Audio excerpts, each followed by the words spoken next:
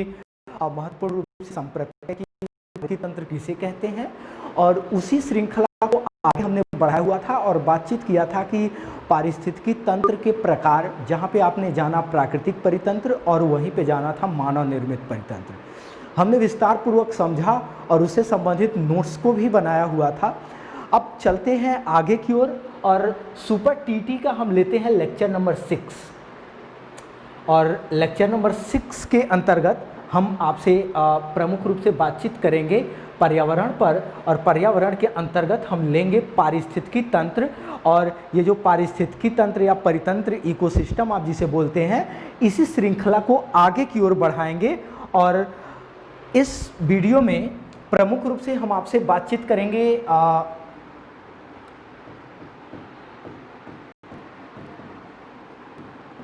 पारिस्थितिक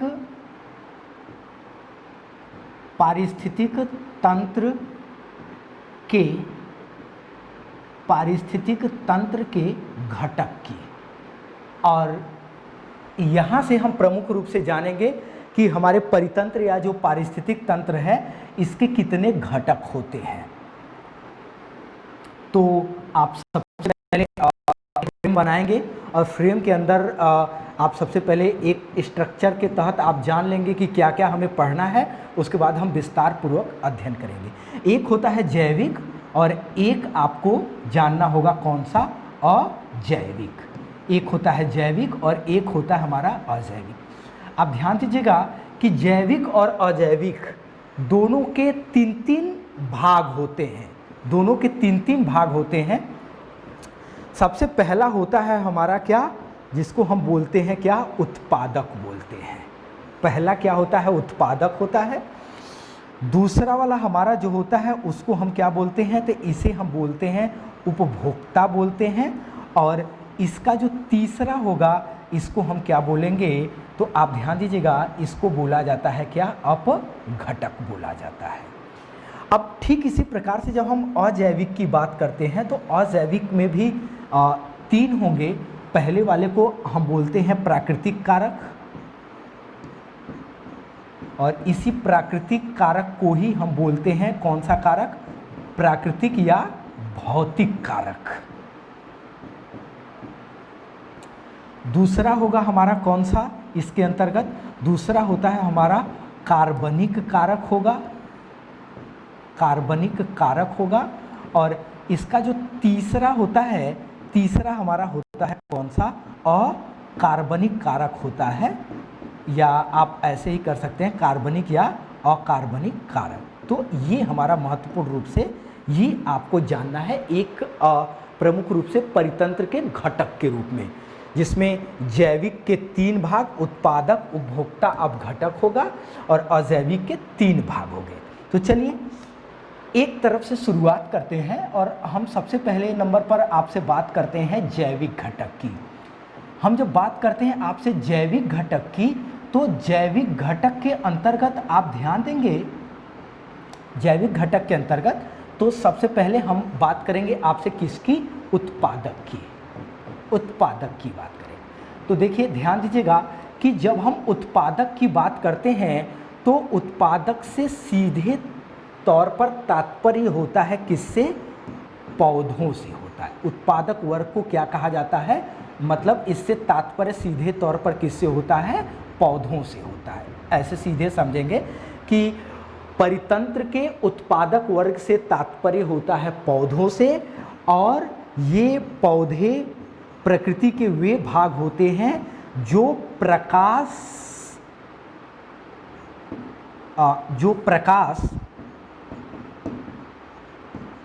संश्लेषण, जो प्रकाश संश्लेषण की क्रिया द्वारा क्या करते हैं, स्वयं भोजन का निर्माण करते हैं। स्वयं भोजन का क्या करते हैं, निर्माण करते हैं। अब ये प्रकाश संश्लेषण की क्रिया जो पौधों के द्वारा की जाती है, और ये प्रकाश संश्लेषण की क्रिया द्वारा अपने भोजन का निर्माण स्वयं करते हैं, इसी कारण इन्हें हम स्वपोषी इसी कारण हम इन्हें क्या कहते हैं, स्वपोषी जीव कहते हैं। तो देखिए सीधे तौर पर यहाँ पे चूंकि ये देखिए हमने क्लियर कर दिया। हम आपसे बात कर रहे हैं किसकी, जैविक घटक की, परितंत्र के जैविक घटक की। जैविक घटक के अंतर्गत पहला हमने लिया हुआ है कौन सा, उत्पादक को लिया है। सीधे तौर पे उत्पादक वर्ग से तात्पर्य पौधों से होता है, और पौधे की अगर हम बात करें तो पौधे प्रकाश संश्लेषण की क्रिया के द्वारा स्वयं भोजन का निर्माण करते हैं। इसी कारण हम इन्हें क्या कहते हैं, स्वपोषी जीव कहते हैं। अब चलिए जैसे हम देखते हैं, ये है हमारा क्या, जैसे एक पौधा हो गया। अब पौधे पाए कहाँ जाते हैं, मृदा में, और निचले स्तर पर इनकी क्या होती है, जड़ें होती है। ये एक पौधे की संरचना हो गई। अगर हम आपसे बात करें कि पौधे ऊर्जा कहाँ से प्राप्त करते हैं, तो आपको पता है कि पौधे ऊर्जा प्राप्त करते हैं किससे, पौधे ऊर्जा प्राप्त करते हैं सूर्य से, या आप सीधे तौर पे कह सकते हैं किससे, सूर्य से करते हैं। ठीक है। और अगर हम बात करें कि ये जो कार्बन डाइऑक्साइड, कार्बन डाइऑक्साइड की हम बात करते हैं, तो कार्बन डाइऑक्साइड ये कहाँ से प्राप्त करते हैं, तो आपका सीधा सा उत्तर होगा कि पौधे कार्बन डाइऑक्साइड प्राप्त करते हैं किससे, वायुमंडल से। निचले स्तर पर क्या पाई जाती है, इनमें मृदा पाई जाती है, और मृदा के अंदर जो नमी होती है, इसको हम, जो नमी होती है अर्थात वो क्या होता है, जल। तो मृदा के अंदर जल के द्वारा ये क्या करते हैं, या मृदा के माध्यम से, आप ऐसे समझिए कि मृदा के माध्यम से जल, और जल के साथ ये क्या अवशोषित करते हैं, खनिज पदार्थ अवशोषित करते हैं।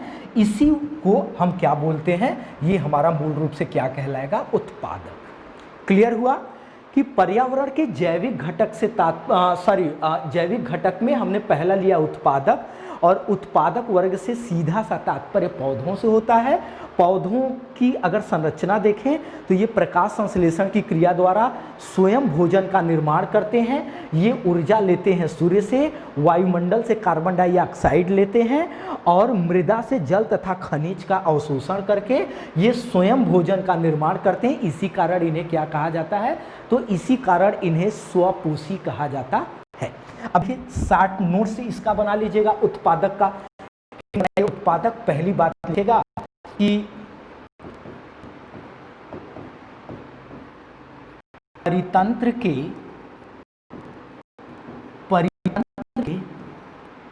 उत्पादक वर्ग से, परितंत्र के उत्पादक वर्ग से तात्पर्य पौधों या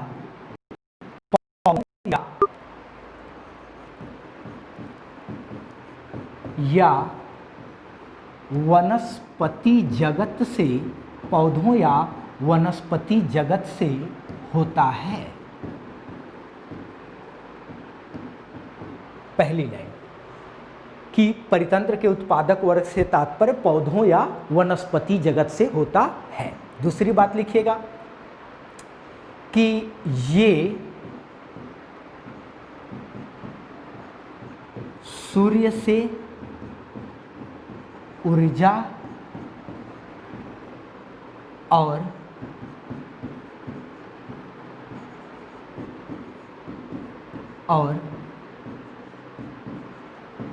कार्बन डाइऑक्साइड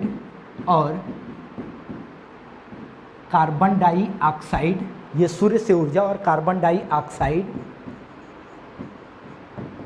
वायुमंडल से प्राप्त करते हैं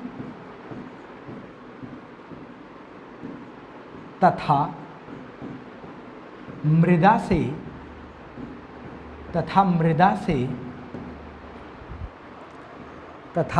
से जल और खनिज का अवशोषण करते हैं, जल और खनिज का अवशोषण करते हैं।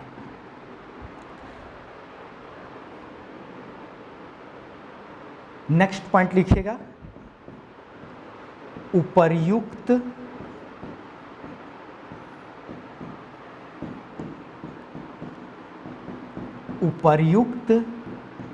क्रियाओं के माध्यम से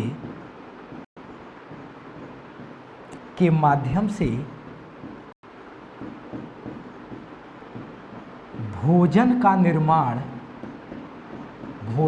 निर्माण स्वयं करते हैं,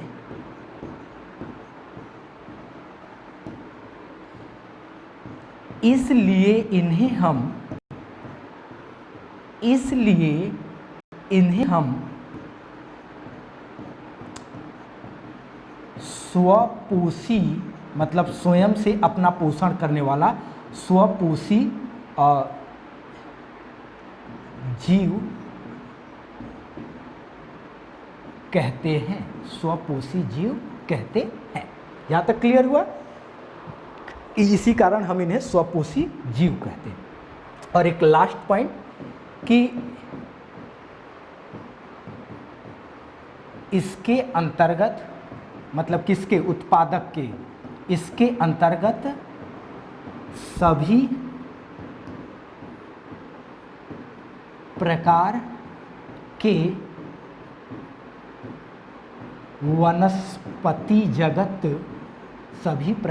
वनस्पति जगत, ब्रैकेट में लिखिएगा, पौधों वृक्षों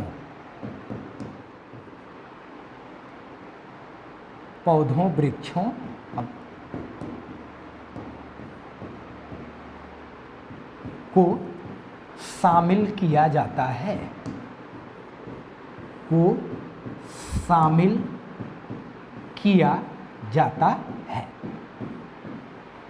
ये इतनी बात आप याद रखेंगे किसके लिए? उत्पादक के लिए। यहाँ तक हुआ। अब चलिए आगे की ओर बढ़ते हैं और अब हम बात करते हैं, आपसे सेकंड पॉइंट की बात करेंगे। ये थोड़ा सा इम्पॉर्टेंट है, यहाँ से निश्चित तौर पर आपके एग्जाम में प्रश्न आता है, किससे? उत्पादक वर्ग से। दोस्त हम बात कर रहे हैं आपसे किस वर्ग पर? उत्पादक वर्ग पर। ये जैविक घटक के अंतर्गत हम लोग जान रहे हैं उत्पादक वर्ग की। तो सीधे तौर पे अगर हम उत्पादक वर्ग की बात करते हैं तो ध्यान दीजिएगा कि उत्पादक वर्ग को हम उत्पादक वर्ग की तो हमने आपसे बातचीत किया ही है। हम यहाँ पे आपसे बातचीत करने जा रहे हैं किसकी? उपभोक्ता की बात करें। उत्पादक तो हो गया, दूसरे नंबर पर आएगा आपका क्या? उपभोक्ता आएगा। उपभोक्ता वर्ग की बात करने जा रहे हैं। तो दोस्त ध्यान दीजिएगा, अगर हम उपभोक्ता की बात करते हैं तो आपको तीन बातें जानना होगा इसके अंतर्गत। एक होता है हमारा कौन सा उपभोक्ता? प्राथमिक उपभोक्ता होता है। एक होता है हमारा कौन सा? प्राथमिक उपभोक्ता होता है। और एक हमारा, अगर हम बात करेंगे तो एक हमारा होगा इसके अंतर्गत कौन सा? द्वितीयक उपभोक्ता होता है। द्वितीयक उपभोक्ता होता है। और तीसरे नंबर पर अगर हम बात करेंगे तो आप जानते हैं इसको कहा जाता है कौन सा? तृतीयक उपभोक्ता आप कहेंगे। तृतीयक उपभोक्ता आप बोलेंगे। तो प्राथमिक उपभोक्ता होगा, द्वितीयक उपभोक्ता और तृतीयक उपभोक्ता। ये प्राथमिक, द्वितीयक, तृतीयक की जो भाषा है, ये भाषा है परितंत्र की, लेकिन इसको सरल तरीके से समझने का सीधा सा तात्पर्य होता है। एक शब्द है आपके यहाँ जिसको आप बोलते हैं शाकाहारी। क्या बोलते हैं? शाकाहारी। इसके लिए सीधे तौर पर आप प्रयोग करेंगे क्या? मांसाहारी शब्द का प्रयोग करेंगे। और तीसरे के लिए आप सीधे तौर पर प्रयोग करेंगे किसका? आप सीधे तौर पर प्रयोग करेंगे सर्वाहारी का। तो शाकाहारी, मांसाहारी और सर्वाहारी। अब देखिए, शाकाहारी, मांसाहारी, सर्वाहारी कहेंगे किसे? वे जीव जो पौधों को या इसके किसी भाग को भोजन के रूप में ग्रहण करके देखिए सीधे तौर पे अभी हम नोट्स कराएंगे कि प्राथमिक उपभोक्ता से तात्पर्य उस जीव से होता है जो पौधों को या पौधों के किसी भाग को भोजन के रूप में ग्रहण करके जिंदा रहते हैं, वो हमारे परितंत्र के कौन से उपभोक्ता कहलाएंगे? प्राथमिक उपभोक्ता कहलाएंगे। जैसे सीधे तौर पे बकरी हो गई, हिरण हो गया, गाय हो गया, भैंस हो गया। सीधे तौर पे ध्यान दीजिए कि हम अपने बोलचाल की भाषा में हम उसको क्या बोलते हैं? शुद्ध शाकाहारी। क्लियर हुआ? दूसरे नंबर पर हम आएंगे और यहाँ पर ध्यान देंगे द्वितीयक उपभोक्ता की।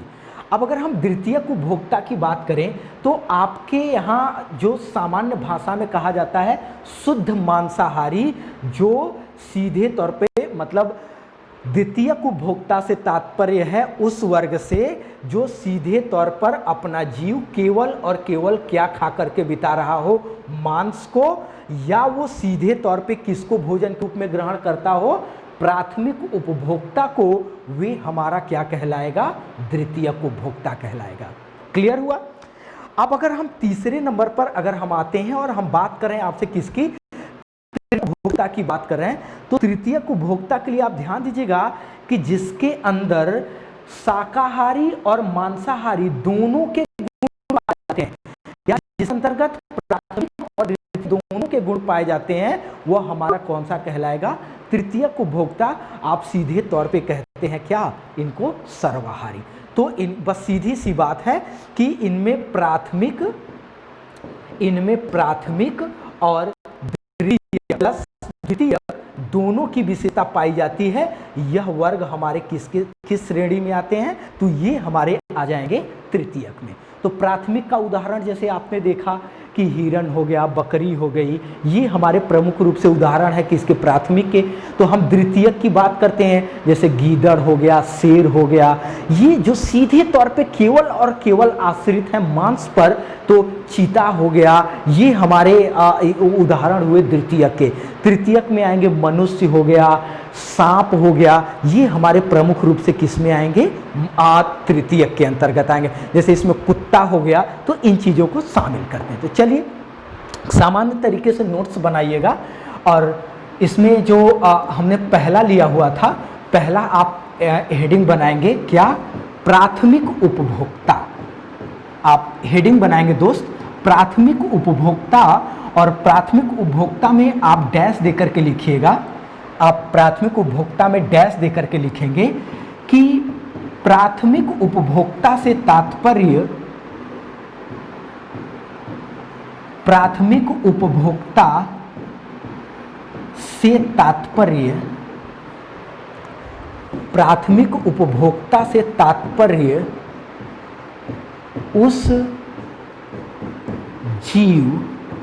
उस जीव से होता है जो पौधों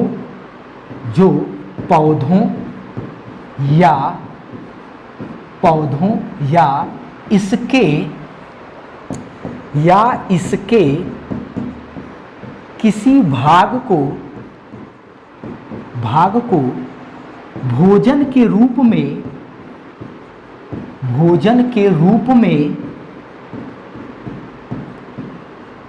ग्रहण करके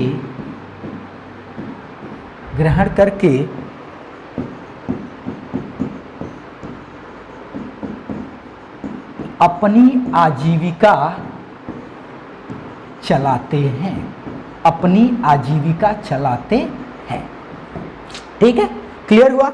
अब जैसे अगर हम जैसे की बात करते हैं तो सीधे तौर पे जैसे आप कह सकते हैं हिरण हो गया, गाय हो गई, बकरी हो गया, खरगोश हो गया। ये इस तरीके से हमारे प्रमुख रूप से क्या है? अब बस एक शब्द आप ध्यान दीजिएगा, अर्थात, यहाँ बल्कि बढ़ा लीजिए,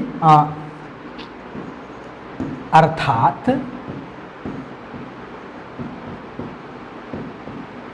शाकाहारी। क्लियर हुआ? ये हमारे प्राथमिक उपभोक्ता की बात हुई। दूसरे नंबर पर हेडिंग आप बनाएंगे, दूसरे नंबर पर आप हेडिंग बनाएंगे द्वितीयक उपभोक्ता। द्वितीयक उपभोक्ता की अगर हम बात करते हैं तो सीधे तौर पे लिखिएगा कि वे जीव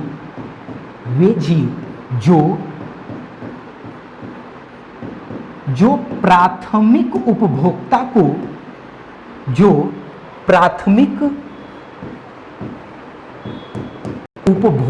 को या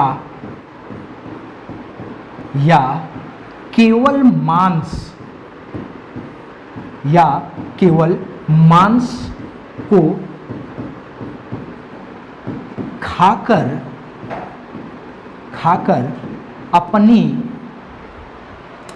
खाकर अपनी दिनचर्या व्यतीत करते हैं, वे द्वितीयक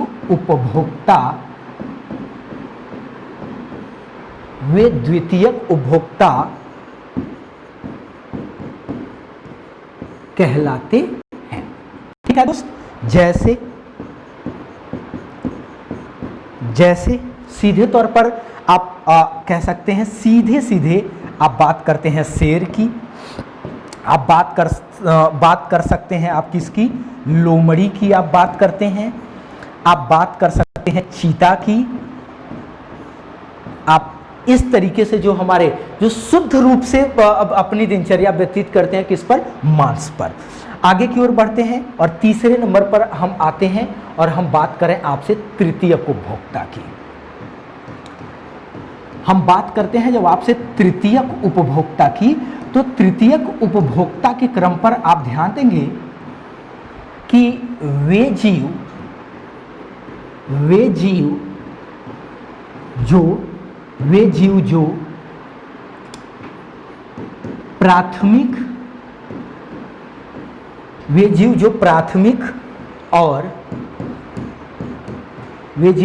प्राथमिक और द्वितीयक दोनों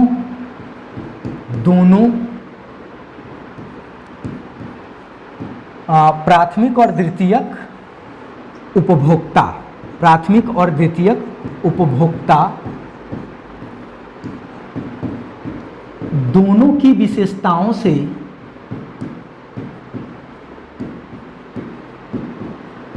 की विशेषताओं से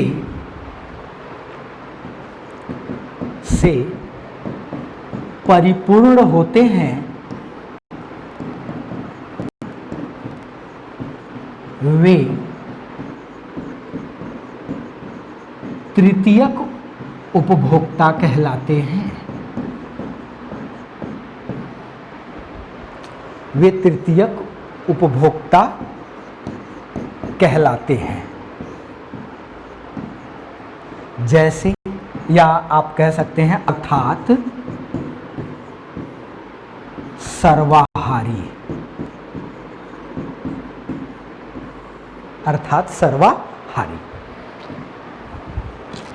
जैसे आप कह सकते हैं मनुष्य हो गया, आप कह सकते हैं कुत्ता हो गया। ये प्रमुख रूप से उदाहरण है हमारे किसके, तो ये प्रमुख रूप से उदाहरण है हमारे तृतीयक उपभोक्ता। क्लियर हुआ?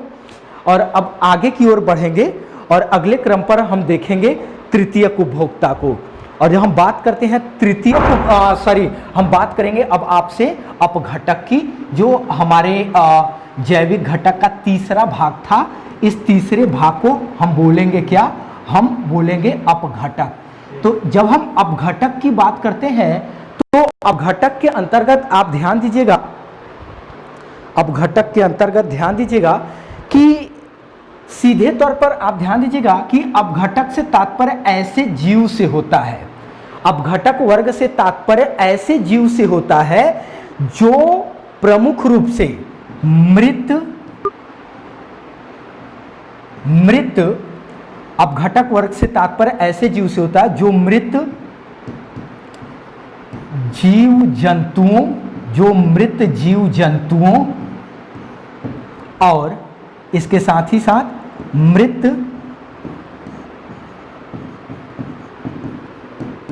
मृत वनस्पति जगत को भोजन के रूप में ग्रहण करके इनको क्या करते हैं, भोजन के रूप में ग्रहण करते हैं, भोजन के रूप में ग्रहण कर लेते हैं। और ग्रहण करके ये क्या कर देते हैं, इनको सड़ने गलने इत्यादि से जो बचा लेते हैं, ये हमारे परितंत्र के कौन से वर्ग कहलाते हैं, ये अपघटक कहलाते हैं। अब अगर हम अपघटक की बात करते हैं तो इसमें दो बातें आप ध्यान दीजिएगा। इसके अंतर्गत कवक आते हैं और इसके अंतर्गत क्या आते हैं, शैवाल आते हैं। कवक आते हैं और शैवाल, अभी हम आपको समझा रहे हैं, ध्यान से समझिएगा कि परितंत्र के अपघटक वर्ग से तात्पर्य किससे होता है। तो परितंत्र के अपघटक वर्ग से तात्पर्य प्रमुख रूप से कवक और शैवाल जैसे सूक्ष्म जीवों से होता है, जो चाहे मृत जीव जंतु हो, चाहे मनुष्य का शरीर हो, कुत्ता बिल्ली हाथी घोड़ा, जो मरने के बाद आप सड़क के किनारे कहीं फेंक देते हैं तो आपने देखा होगा सबसे पहले वो फूलता है। तो ये हमारे कवक शैवाल उसके शरीर के अंदर प्रवेश कर जाते हैं और अंदर प्रवेश करके वह उसको क्या करते हैं, अपने भोजन के रूप में ग्रहण करते हैं। और ये अपने शरीर की, इनके शरीर में क्या पाई जाती है, रासायनिक अभिक्रिया पाई जाती है। मतलब ये अपने शरीर के रासायनिक अभिक्रिया वाले जैसे तत्वों को क्या करते हैं, ये वहां पे छोड़ने लगते हैं और वो धीरे धीरे धीरे धीरे सड़ने लगता है।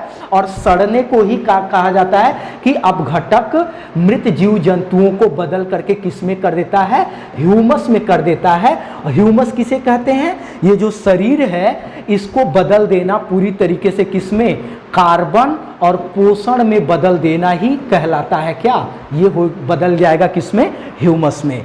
तो अपघटक वर्ग से तात्पर्य कवक और शैवाल से होता है। और ये कवक शैवाल क्या करते हैं, मृत जीव जंतुओं के शरीर के अंदर प्रवेश करके उसको धीरे धीरे अपने शरीर की रासायनिक अभिक्रिया द्वारा, चाहे मृत जीव जंतु हो, चाहे मृत वनस्पति जगत हो, मतलब लकड़ी हो, वो उसको सड़ा गला करके धीरे धीरे अपने भोजन के रूप में ग्रहण करते करते नष्ट कर देते हैं। और नष्ट का मतलब बदल देते हैं किसमें, ह्यूमस में। और ह्यूमस क्या होता है, जो शरीर सड़ने के बाद कार्बन और पोषण में बदल जाता है, इसी को संयुक्त रूप से क्या बोलते हैं, ह्यूमस बोलते हैं। ये ध्यान दीजिएगा कि अपघटक जो होते हैं इनको कहा जाता है कि ये पोषण के चक्रण दाता माना जाता है। क्यों, क्योंकि देखिए भाई चक्रण दाता कैसे माना गया, जैसे सबसे पहले जन्म लिया किसने, उत्पादक। तो उत्पादक पौधा जन्म लिया, अब पौधे जन्म लिए तो पौधों को खाया किसके, इसको खाया उपभोक्ता ने। अब जब उपभोक्ता मृत हुआ, या ये स्वयं मृत हो चाहे ये मृत हो, ये इनको सड़ा गला करके ह्यूमस, मतलब ये जिसको आप खाद बोलते हैं, तो जैविक खाद के रूप में बदले। अब इसमें फिर से नया पौधा जन्म लिया, फिर उपभोक्ता जन्म लिए, तो इसलिए इनको पोषण का चक्रण दाता भी कहा जाता है। तो ये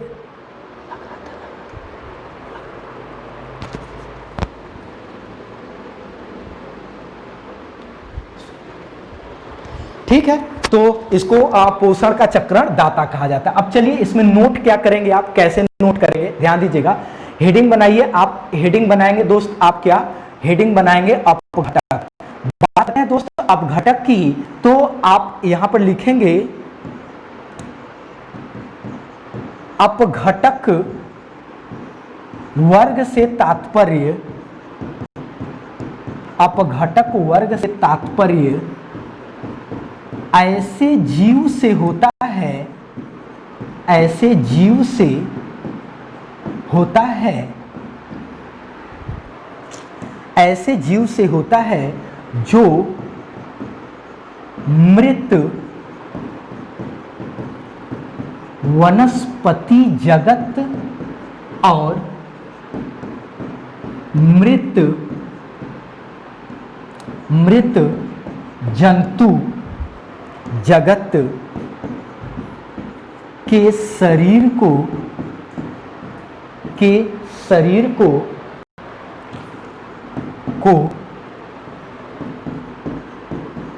रासायनिक अभिक्रिया द्वारा,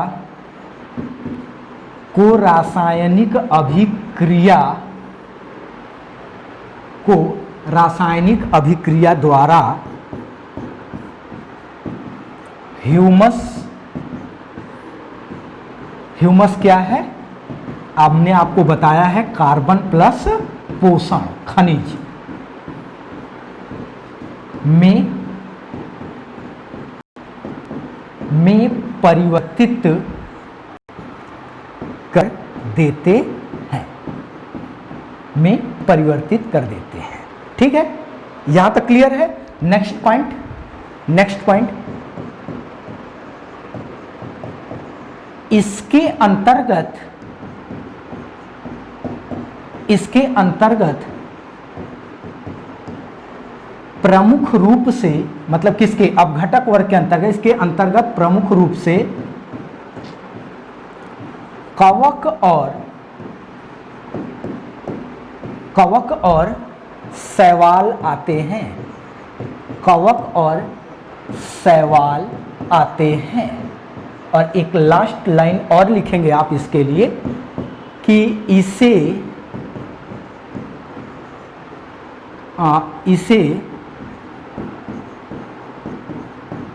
पोषण का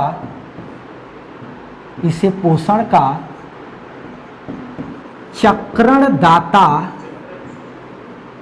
भी कहा जाता है। इसे पोषण का चक्रणदाता भी कहा जाता है। और एक और लाइन लिख लीजिएगा, इसे मृतपोषी, मतलब मृतपोषी कहते हैं जो मरे हुए को खाते हैं, इसे मृतपोषी या मरे हुए को खाने वाले को अपरद भोजी भी कहा जाता है। अपरद भोजी, ये आया हुआ प्रश्न है कि अपरद भोजी जीव भी कहा जाता है। अपरद भोजी जीव भी कहा जाता है। तो दोस्त, ये प्रमुख रूप से हमने आपसे बातचीत किसके बारे में किया? अपघटक के बारे में बातचीत किया। अब देखिए, अब आपके जो हमने यहाँ से चर्चा शुरू किया था, पेज नंबर 2, हाँ, अब हमने जैविक पर प्रमुख रूप से बातचीत कर लिया। हमने आपको अच्छे से समझाने का भी प्रयास किया और आप अच्छे से नोट्स भी बनाएंगे कि हमने उत्पादक, उपभोक्ता और अपघटक, मतलब जैविक पर बातचीत शुरू कर लिया। अब नेक्स्ट वीडियो जो हम आएगी उसमें हम परितंत्र के अजैविक घटक और इसमें प्राकृतिक अकार्बनिक, कार्बनिक पर हम विस्तार पूर्वक बातचीत करेंगे। तो इस वीडियो में यहीं तक, फिर नेक्स्ट वीडियो में मुलाकात करते हैं। Thank you very much.